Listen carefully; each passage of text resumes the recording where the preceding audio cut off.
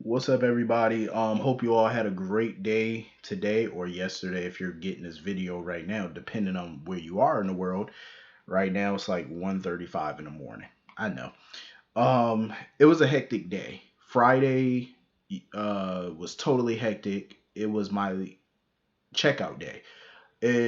I was leaving my vacation pretty much to come back home, and it was a hot mess the day I was leaving. I might do a video on it tomorrow to let y'all know, well, Saturday today, to let y'all know like what happened, during the vacation, the day I was leaving off vacation. It was crazy. So that's why this video is pretty much coming to you pretty late right now because I'm literally just now getting home.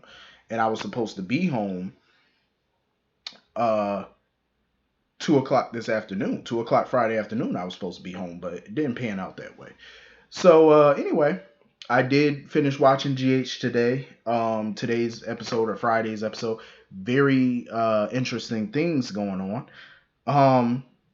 Curtis, I didn't think he was that desperate. I really didn't. I knew he wanted that file on his father. I didn't know he wanted it that bad. Like I understood him turning to Sonny for it. That's different because him and Sonny are cool. But he's turning to Selena now. That's a bad move in my opinion. Like, there's no way I would want information that bad that I would turn to Miss Wu. You know what I'm saying? Like a mob boss that he doesn't even know like that. You know what I'm saying? Like I said, I understand him turning to Sonny because him and Sonny have known each other for a few years, so he knows what kind of person he's dealing with. But to go to Selena, I think that was a big mistake. So he was willing to allow her to use his club for her gambling if she can get him that file that he wanted on Marshall. Um, I feel like that was dude. You can't be that desperate to find out what Marshall did back in the day. I would have said hell no, because once you get, he should have listened to Drew, because Drew warned him. Once you owe favors to the mob, it's not easy to get out of that life. And now he's in bed with Miss Wu now. You know what I'm saying? That's not a good business move to make. You know what I'm saying? Like it's not smart. Like, I don't give a damn how desperate Curtis is for information on his father. I think that was a fool's move. And even Nina, was concerned when she saw him with Miss Wu because this is not the first time that she had to interrupt a little session between the two of them. So now she's getting worried. Like, what trouble are you in? And dude, once you get in bed with the mob, there is no full way to get out of it. Once you're in, you're in. So if he tries to terminate his deal with Selena, it's not gonna happen. You know what I'm saying? Once you get into it with Selena, you're into it. It don't even have to be just Selena, any mobster. You know what I'm saying? Like I think Curtis is making a huge mistake on this one. Um I really do. I think he's making a whopper of a mistake here. You know what I'm saying? We all know Ms. Wu is not to be played with. And he's definitely playing with fire with that one. Um so anyway, moving on from that. Trina, she need to bite her tongue cuz listen, she do not need to be turning herself in talking about something she wonders if it's too late um for her to make a deal with the DA to take a plea deal. Why would you take a plea deal for something you know you didn't do? Because she's afraid what it's doing to the people around her. I'm like, but everybody believes her though. Everybody believe, well, not everybody, but most people in the town who matter, they believe her. You know what I'm saying? All her real friends believe her. You know, they're all in her, eh, they're all there for her support. They're all in her corner. I don't see a reason for her to do this. I understand she's scared, you know what I'm saying? Because what if she's convicted? I get it, but she needs to take those negative thoughts out of her mind. Because Trina gonna come out on top at the end of the day. Somebody gonna find proof on Esme. And I believe Scott has a pretty good case. Even if they don't find proof on Esme, he still has a pretty good enough case of reasonable doubt to get her acquitted, even without proof. You know what I'm saying? Like, I think she's in good hands, and she needs to calm down. Honestly, I thoroughly enjoyed the conversation between Marshall and Trina. Um, because he could kind of relate to her situation because when he had to leave Curtis and his brother and their mom and stuff like that, he thought he was doing it for the right reason. But really, it did more harm than it did good. And I think Trina trying to take the DA's plea deal, that would do more harm to her and the her friends and family than it would do good. You know what I mean? So I definitely appreciated the conversation they had, and hopefully it deters her from pleading guilty. I wouldn't do it. I definitely wouldn't. And as much as I think Curtis is glad in a way to have his dad back because he saw how much, Marshall and Trina were bonding and stuff like that, I think a big part of him still needs to know, like, where the hell have you been? I can't blame him for that, but like I said, I don't think he made the right decision by partnering up with Selena Wu. I think that was a stupid choice. I wouldn't have done it. I don't trust that lady. And don't get me wrong, I love me some Miss Wu, but she's not to be trusted. At all. I think that was a fool's move there. Um, so anyway, moving on from that. Um, all hell is just breaking loose right about now. Nina is running around looking for character witnesses, basically, for people to speak, about her character and stuff, all her friends and whoever she could get. That's why she went to go see Curtis or whatever to see if he would stand up for her in court for her visitation for Wiley and stuff. And that's pretty much what Scott is working on at this point. Scott pretty much put Sonny in between a rock and a hard place. And even Sonny was mildly impressed with Scott because he felt like he underestimated Scott. He didn't think Scott had the balls to make the move that he did. He wasn't expecting that from Scott. Because basically Scott told Sonny that whether he liked it or not, he was going to call Sonny to the stand as a character reference for Nina. So that's pretty much putting him in the spot. It's putting him in the spotlight because now Sonny has no choice but to make a decision between Nina and Michael. He has no choice. If he says something nice about Nina, Michael's going to be pissed.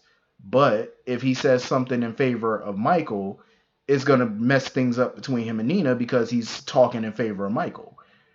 So he's in between a rock and a hard place, and Sonny knew it. Sonny knew what Scott was doing, and he knew that Scott pretty much outfoxed him on this one. But Sonny made it very clear. He was like, "Oh, you gonna get what you deserve." He said, "Sooner or later, you gonna get it." He said, "You gonna get yours." Sonny was not here for Scott at all, but he was impressed by him though, because he didn't think Scott could pull that off. Putting him on the spot like that. I'm like, dude, you saw what Scott did the last time y'all were in court. You should have known what he's capable of. If he could do that, you shouldn't be shocked that he could do this. You know what I'm saying? And get you on that witness stand again. He did it before, and Scott's about to do it again. So, Sonny, I don't know why he's so shocked by it. I'm like, dude, this is what he does. You know what I'm saying? Um, this is what he does. Like he gets you in line. You know what I mean? Honestly, also with the whole Michael and Smoke situation, I don't know. I mean, a part of me feel like that article Michael wants to do, that hatchet job he wants to do on Nina's character, it could backfire on him. I think it can. It might work. Then again, it might not. Um, 'Cause I know some people were saying, well, Michael shouldn't have to compromise when it comes to his son. Maybe not. But all we're saying here is visitation, supervised visitation. Diane herself told him to make sure that this custody battle, well, this visitation battle, did not go to court. She was like, it's not in any of their best interest to take this to court because there's a chance Michael could lose and he would have to give Nina visitation. Why would you want a judge dictating your child's schedule or when a grandparent can see him? You should be in control of that. You know what I'm saying? By taking this to court, Michael loses that control. Because now it's a judge's decision, which that's what Diane was trying to avoid. That's why I think he should have just settled for supervised visits. He should have tried to compromise. Whether people like it or not, there's going to be a compromise because people saying, well, Nina doesn't have the right to do this or Nina doesn't have the right to do that. Listen, I totally agree. We never seen a DNA test. I totally agree. But for right now, she's known as that boy's grandmother. So therefore, she does have the right to file for visitation. Is there a chance Nina could lose? Of course. But it can go either way at this point. And that's what Diane was trying to avoid. Um But anyway, things just got a little more heated. I'm not even surprised that Willow and Nell are twin sisters or whatever. I'm not shocked. That is something that really did not shock me at all, because they pretty much been hinting around for a while that, you know, Nina could be Willow's biological mother and stuff like that. So of course Brendan is the one who found out about it because he was going through Neal's old records. Now it's starting to make sense why Harmony killed Neal, because apparently Neal used to be Harmony's therapist. So that's what's making sense. He was one of the only people that knew, besides Madeline, that Nina was Willow's biological mother. That's why Phyllis was saying how Harmony and Madeline were so buddy buddy and always chatting when they were at Crichton Clark. Now it's starting to make sense. I'm not even shocked by none of this. And of course, Brendan wants money. He wants money. And Harmony tried to, think she had the upper hand because she ain't got no money. I'm like, please, you're connected to people who do got money. That's the whole point. Um, I don't know how he think he gonna get money from Willow though, because number one, Willow ain't rich. Just because she's with Michael does not mean she has that kind of money. You know what I'm saying? Like Michael has the money. So if he wants hundreds of thousands of dollars or $1 million, she would have to go to Michael for that. She doesn't have that. Um Brendan really thinks he's gonna get money. Like, I don't see how. And how the hell is Harmony supposed to get money from people? Unless she steal it. That's the only way. Because Alexis, I doubt, is going to give her some large sum of money. Not unless she could put off a pretty good act of conning her. That's the only way she's going to get some money out of Alexis. Michael definitely ain't about to hand her nothing. So good luck to Brendan on trying to get that money. But yeah, I'm not surprised that they decide to go this route, and that Harmony's the Nina's the biological mother. I'm not even shocked. I am so not shocked. But it was funny though when Michael and Willow were together and Nina showed up and then Brendan showed up. I was just sitting back like, looky, looky. All of y'all in the same spot together. I said, okay. So my guess is probably at the visitation hearing is probably when all of this is probably gonna come out more than likely. I can't wait for it to come out. Because it needs to finally be said, because it's starting to get on my nerves now. They've been dancing around this shit for so long. It's about time y'all just put it out there now. Um. So anyway, moving on from that. So I'm under the impression that Valentine is working with Victor, or he's acting like he's working for Victor. Because remember, Victor kept saying, "Oh, I'm gonna, frame somebody for this or whatever. I'm gonna have them looking at somebody else." Some people were in my comments talking about, "Oh, he gonna frame Johan." I didn't think he would. It was in the back of my mind that he would, but I kept thinking he was gonna do it to somebody else.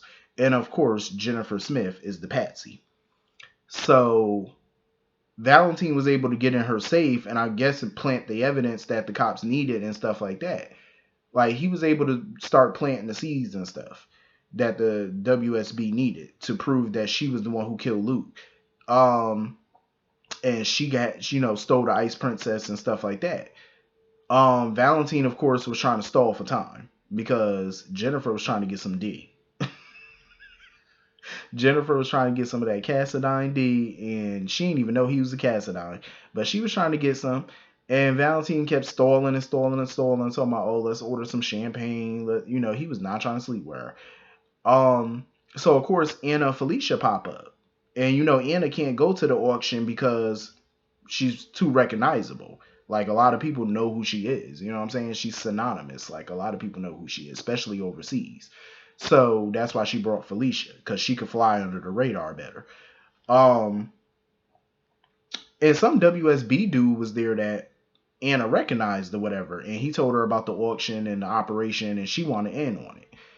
So they busted Jennifer or whatever, and Valentine managed to get away. But it was so funny because Felicia recognized, like she saw him getting on that boat, but she didn't see his face though. So she started talking to a waiter and stuff, and the waiter pretty much was giving her the lowdown on Jennifer and Valentine, who was acting as a Navy officer. Um, and that's when Anna and Felicia realized that they need to find this Navy officer. I'm like, Anna, if only you knew. But even Anna and Felicia didn't buy that Jennifer killed Luke and stole the Ice Princess. They didn't buy it. They was like, nope, we don't believe it.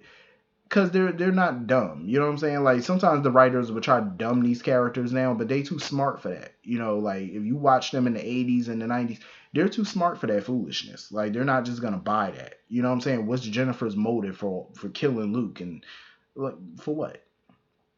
They knew she had no real reason to do it. Because, hell, she had a reason. But if she really wanted Luke dead, she would have did it a long time ago. Why now?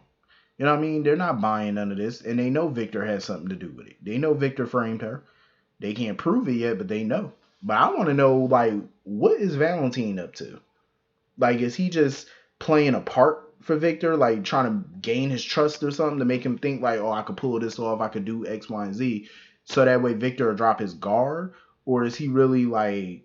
I mean, a part of me think that he's trying to play Victor. That's what I'm starting to think, and he's just deep undercover with it. That's what I'm starting to think. Like, he don't want Anna to know. Because he's been avoiding Anna. Like, he has not been trying to answer her calls, nothing. Valentine been flying under radar where Anna is concerned. But yeah, this was a pretty good episode. Mr. Brendan need to go his little blackmailing ass somewhere. He ain't about to get nothing. Brendan think he got the upper hand. I'm like, dude, ain't nobody about to give you $1. Ain't nobody about to give you 50 cents. Go sit down.